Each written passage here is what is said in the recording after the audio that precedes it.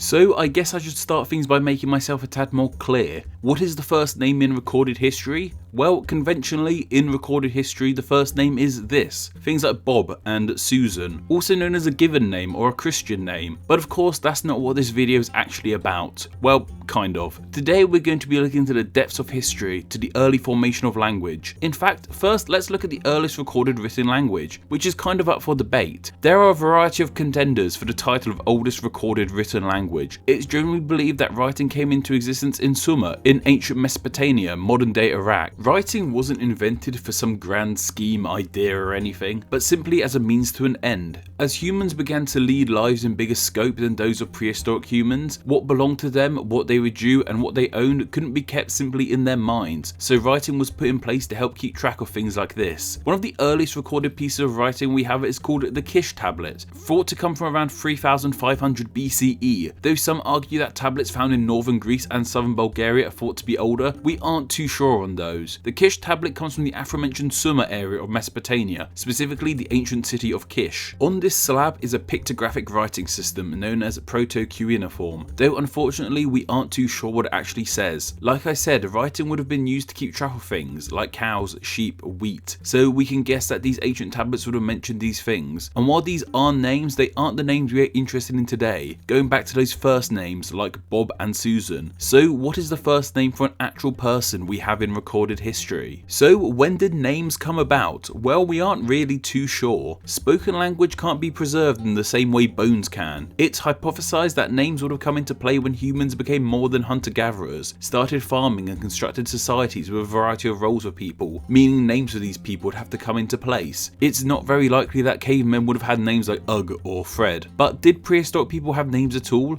Well, yes, and no, and maybe. Let me explain. One of the things we relate most to prehistoric humans is cave art. One of the most often seen forms of cave art are prints and stencils of human hands. These have been found across the world from Indonesia to Argentina. While they aren't names in the sense that you and I may understand them, one of the theories behind these prints is that they were to identify who had been in that cave. Their handprint represented them. It was their identity. Kind of like a prehistoric version of writing "Steve was here" with a spray paint can under a bridge. Of course, the answer to this question can depend also on what perspective you are looking at it from. When I first thought of this question, though I thought of it as just what was the first name, my mind went straight to Adam, as in, you know, Adam and Eve. I guess the answer could be God too, but I was thinking more the first human, and God isn't a human, I don't think.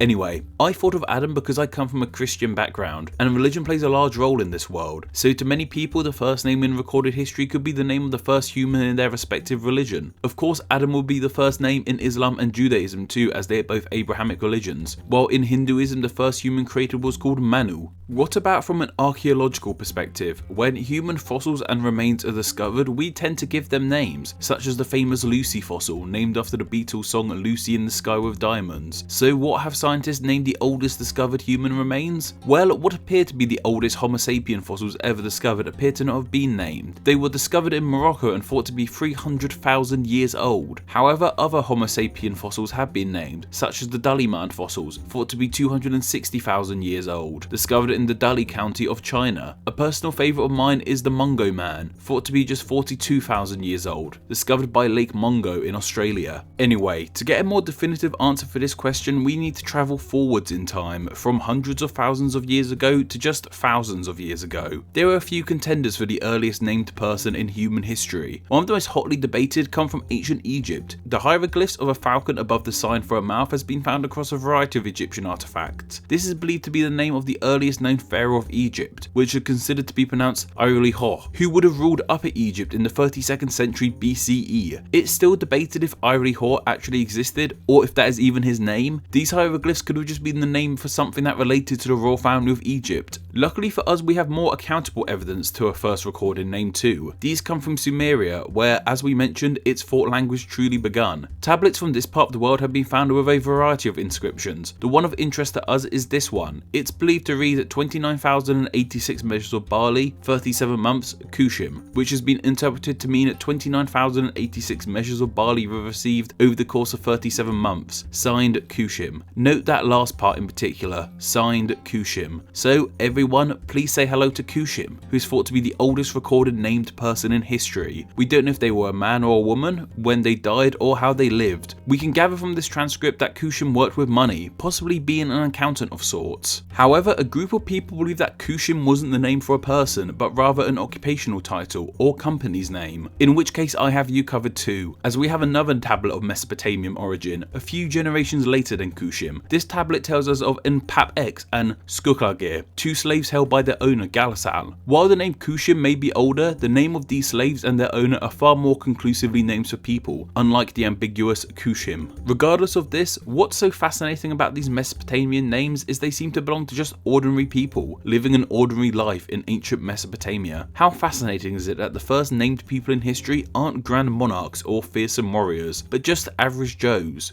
or average Kushims I ought to say. Thank you to everyone who helps support Name Explain on Patreon. Supporting the channel on Patreon gets you more than just a good feeling inside. Donating just $1 a month gets you access to the Patreon feed, a weekly chance to suggest a patron saint nation, the weekly Name Explain newsletter, plus more. $2 a month gets you all this, plus your name here with all these awesome people. Thank you.